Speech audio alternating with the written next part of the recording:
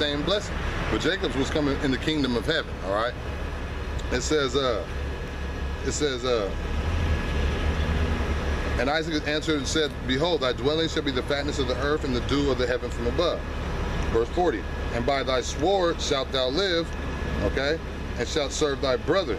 And it shall come to pass when thou shalt have the dominion, which is right now, that thou shalt break his yoke from off of thy neck, all right? And as you can see, it said he was blessed to rule with the sword, all right? So that's why I say Esau's the wicked, Esau's the devil, Esau's the sword, all right? We know it's not any coincidence that there is a people on the planet Earth who are red, all right, who could be considered red, that's why we call them rednecks, who are hairy, all right, who are the cunning hunters of the field, all right, who,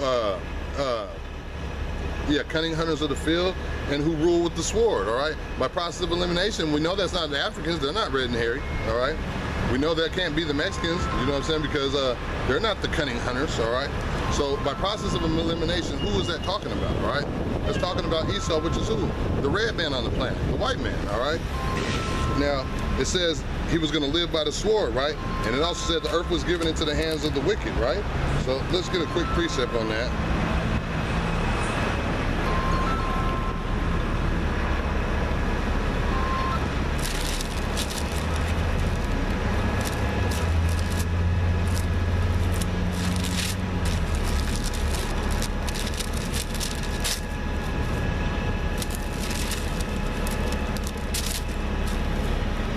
This is the book of Psalms, chapter 16, verse 13. Because remember, it says the earth is given into the hand of the wicked, all right? We just read that Esau was blessed to rule with the sword, all right?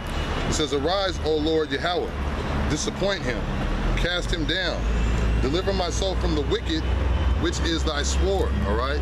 So the wicked is the sword of the Lord also. So the Lord has multiple uses for an individual, all right? So Esau was the wicked in the Bible. That's why the Lord said he made all things for himself, yea, even the wicked for the day of evil. Esau was created for the day of evil, but Esau was also created to be the sword of the Lord, to execute judgments upon the heathen and upon his people, all right? That's why he came and got us and put us into slavery and did us so dirty, because he was the whipping stick of the Lord at that period in time. But once it's all said and done, he has no more use for this man that he created, so he's going to destroy him, all right? We're going to get that, all right? All right, so from there, let's go to, get the book of Malachi.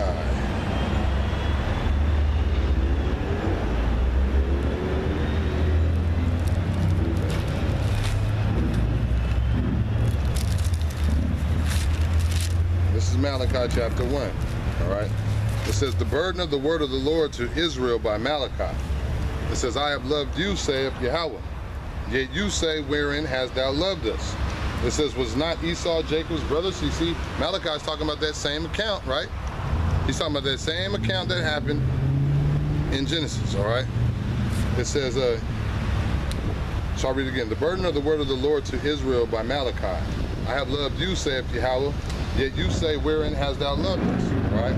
It says, was not Esau Jacob's brother, saith Yahweh? Yeah, I love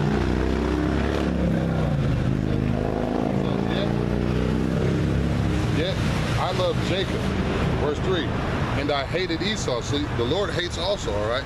But if the Lord made it, it doesn't mean he has to love it. You know what I'm saying? You don't gotta, like I said, if you paint 3 paintings, just because you made them don't mean you're gonna love all 3. You might hate one of them, all right? That's all we are, man. We're creation, man. People need to stop thinking of themselves as more than that, man. The Lord doesn't have to love. He doesn't have to. He can do whatever he wants to do, all right? It says, and I hated Esau, and I laid his mountains and his heritage waste for the dragons of the wilderness. Verse 4, it says, and Edom saith, we are impoverished, but we will return and build the desolate places. That's what they did, all right? It says, thus saith the Lord of hosts. It says, they shall build, but I will throw down. And they shall call them, okay, we're talking about Edom. It says, and they shall call them the border of wickedness, all right? There goes the word wicked again, so we know who the wicked is, all right? The border of wickedness, and the people against whom Yahweh has indignation forever. Indignation means righteous anger. Anger that is aroused righteously, all right? Forever, all right? So you kind of understand why we just read in the Zondervan Bible Dictionary, why it said that they're the only neighbor of the Israelites who weren't given any promise of mercy from God, all right?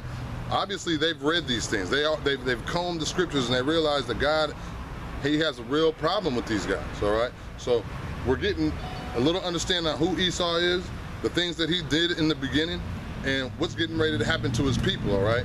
We were figuring out that he's the wicked, and he's also the sword. It was his blessing to live with the sword, all right? That's why he drops bombs everywhere, all right? That's why he's so good at creating new weapons, all right? New killing instruments, all right? Because that was his blessing, to rule and to live by the sword, all right? Now from there, let's get the precept, because this is the Old Testament right there, right? And God said that he hated Esau. So let's see if anything changed after Yahweh Shai, the one the world calls Jesus, came and went. Let's see if anything changed, all right?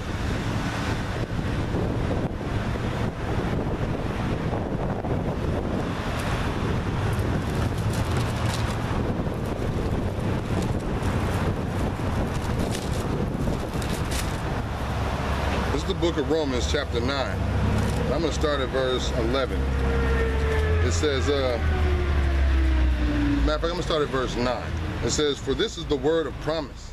At this time will I come, and Sarah shall have a son. All right? Who is Sarah? Sarah was the wife of Abraham back in Genesis. All right?